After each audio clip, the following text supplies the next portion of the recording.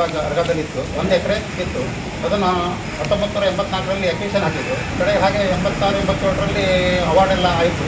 ಅದನ್ನು ನಮ್ಮ ಸನ್ಮಾನ್ಯ ವಕೀಲರಾದ ದೇಸಾಯಿ ಅವರು ಕೋರ್ಟ್ನಲ್ಲಿ ಫೈಲ್ ಮಾಡಿ ಅದನ್ನು 11,500ಕ್ಕೆ ಹೆಚ್ಚಿಗೆ ಮಾಡಿ ಪೇಮೆಂಟ್ ಮಾಡಲಿಕ್ಕೆ ಆದೇಶ ತಂದರು.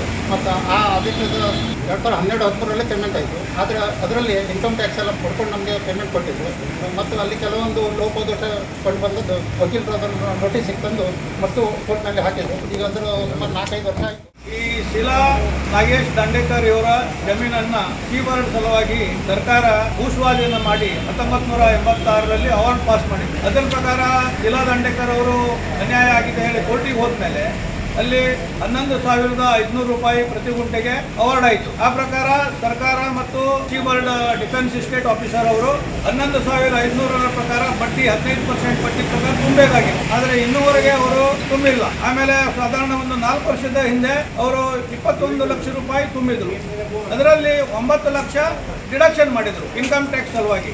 ಈ ಅಗ್ರಿಕಲ್ಚರ್ ಲ್ಯಾಂಡ್ ಅನ್ನ ಇನ್ಕಮ್ ಟ್ಯಾಕ್ಸ್ ಇದರಲ್ಲಿ ಪರಿಹಾರ ಏನು ಕೊಡ್ತಾರೆ ಅದನ್ನು ಡಿಡಕ್ಷನ್ ಮಾಡಬಾರ್ದು ಹೇಳಿ ನಮ್ಮ ಹೈಕೋರ್ಟು, ಆಮೇಲೆ ಇನ್ಕಮ್ ಟ್ಯಾಕ್ಸ್ ಆ್ಯಕ್ಟ್ ಕೆಳಗೇನೂ ಅದರಲ್ಲಿ ಅಮೆಂಡ್ಮೆಂಟ್ ಮಾಡಿದ್ದಾರೆ, ತಿದ್ದುಪಡಿ ಆಗಿದೆ. ಆದರೂ ಸಹ ನಾನು ನೋಟಿಸ್ ಕೊಟ್ಟಿದ್ದೆ ಅಸಿಸ್ಟೆಂಟ್ ಕಮಿಷನರ್ ಮತ್ತು ಲ್ಯಾಂಡ್ ಅಕ್ವಿಸಿಷನ್ ಆಫೀಸರ್ ಕಾರವಾರ ಅವರಿಗೆ ಅದನ್ನು ಡಿಡಕ್ಟ್ ಮಾಡಬೇಡ್ರಿ ಹೇಳಿ.